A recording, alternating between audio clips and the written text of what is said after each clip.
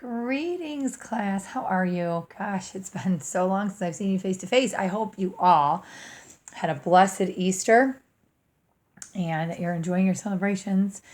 I don't know about you, but I'm kind of disappointed because it's Friday right now. And I know class doesn't start till Tuesday, but I wanted to do this video really fast and it is snowing. What is that?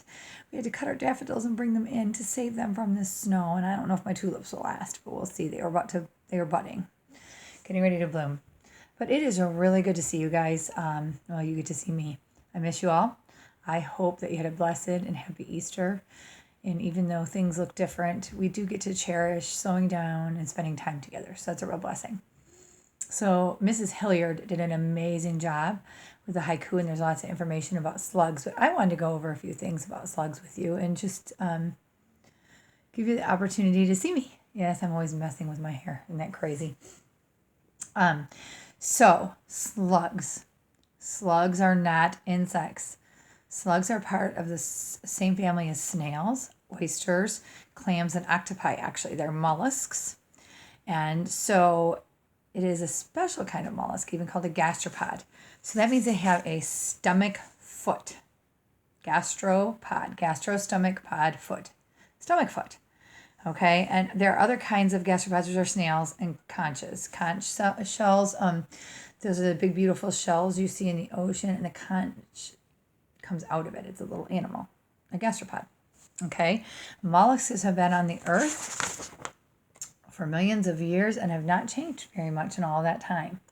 Okay, so slugs leave this trail. It's almost like a shiny kind of silvery trail. Have you ever seen that on the sidewalk? It just kind of goes and it's kind of slimy but not, and it's silvery. That's what slugs leave when they're sliding across the ground. Okay, they secrete this slimy substance, and it makes it easier for them to move, especially over sharp objects, twigs, other things in their path. They can crawl over an upright razor blade and not be cut because of that secretion. Okay, they mostly rely on their sense of smell to find their way around, and they can use their slimy trails to guide them back to their tunnels. Okay? And if their slime trails run dry, they look for the silver tracks. Okay? So a little different. Slugs. I'm going to hold up this picture for you. Okay, of a slug. That's the parts of a slug. Do you see that? And also, I'm sure Mrs. Hilliard has a nice picture up there, but you've got a foot. You've got the different mouth openings and sensory things, and the head, the trunk. So that is what a slug looks like. Okay? All right. They are light-sensitive eyes that are positioned on the long tentacles at the top of the slug's head. So they have little tentacles that come up, and on them are their light-sensitive eyes. Okay?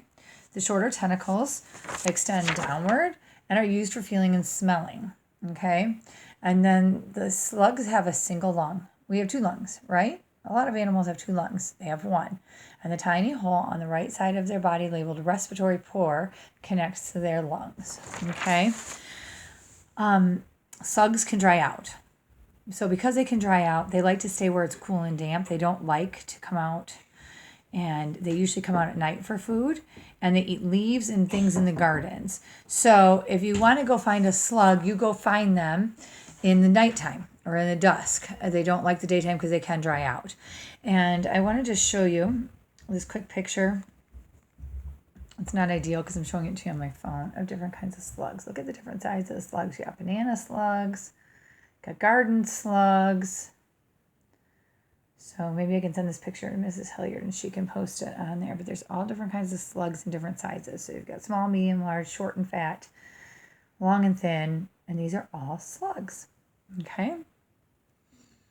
And I just want to finish off by listing out some interesting facts about slugs, and the rest you can find out all about on haiku, their life cycle and everything else. But here's some interesting facts about slugs.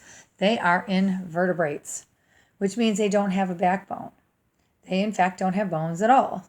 They don't have teeth or tongues. They have a special organ called a radula that has thousands of tiny protrusions that help them to grind up their food. Slugs lay eggs on the surface of soil under leaves. The eggs can survive for several years, not minutes, not months, years, until the conditions are right for them to hatch. Most of the slug's body is a huge muscle that is the foot. It creeps along by contracting a series of muscles on the other side of the body, making a wave that goes back and forth from back end to the front. Slugs are hermaphrodites, which means they have both male and female organs, and they can fertilize their own eggs. The biggest slug in the United States is a banana slug. It can grow to nearly a foot long. Slugs can absorb oxygen directly from the atmosphere, in addition to breathing through the respiratory pore. Slugs don't really like hot weather, so they're more active in the spring and the fall. So again, they're not going to like the hot weather because it'll dry them out. They need to be wet and moist, a little bit slimy.